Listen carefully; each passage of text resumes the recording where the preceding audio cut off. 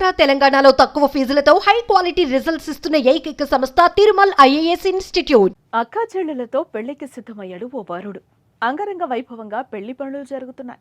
బంధువులకు పెళ్లి కార్డులు పంచుతున్నారు. మరోవైపు వచ్చే బంధువులతో ఇల్లు కలకలాడుతోంది. తెల్లారితే పెళ్లే. సీన్ కట్ చేస్తే అధికారుల ఎంట్రీతో పెళ్లి ఆగిపోయింది. ఎందుకు ఆగిపోయింది? పెళ్లికి అధికారులకు ఏంటి సంబంధం అని ఆలోచిస్తున్నారా? అయితే ఈ స్టోరీ చూడాల్సిందే.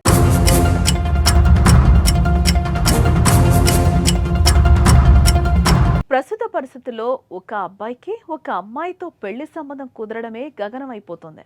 కానీ ఇక్కడ మాత్రం ఓ అబ్బాయి ఇద్దరు అమ్మాయిలతో పెళ్లి కుదిరింది.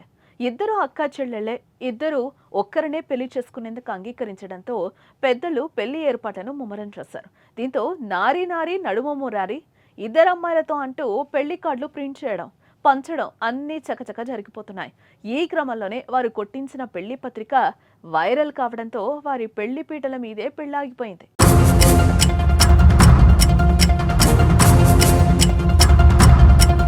శ్రీ సత్యసాయి జిల్లా గోరెంట్ల మండలం గుమ్మయ్యగారిపల్లికి చెందిన గంగరాజుకు కర్ణాటక రాష్ట్రం చిక్బల్లాపూర్కు చెందిన ఇద్దరు యువతులతో నిశ్చితార్థం జరిగింది.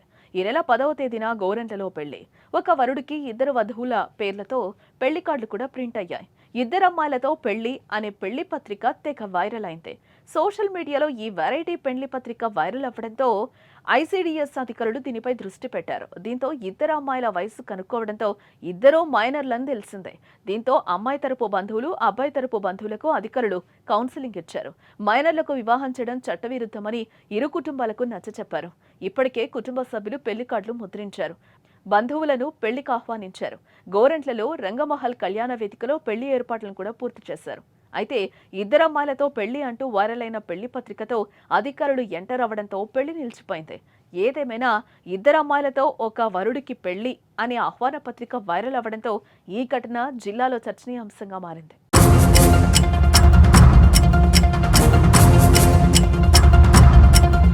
నా పేరు రజిత, ఐసీడీఎస్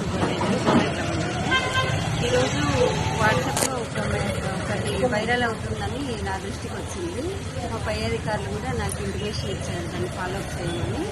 అక్కడికి వెళ్ళి చూస్తే ఇక్కడ ఎంక్వైరీ చేశాం మా ఇంటి దగ్గరికి. నా సీఎం పోస్ట్ అంటే మన గ్రామవాడి సచివాలయం వాళ్ళ టీం కూడా తీసుకెళ్ళాను నాతో పాటు. తీసుకెళ్తే అక్కడ తెలిసిన విషయం ఏంటంటే అమ్మాయిలు ఇద్దరు మైనర్లు అని తెలిసింది. వాళ్ళని కౌన్సిలింగ్ ఇచ్చాము. మ్యారేజ్ చేయకూడదు, ఆపేయండి కౌన్సిలింగ్ చేశాము.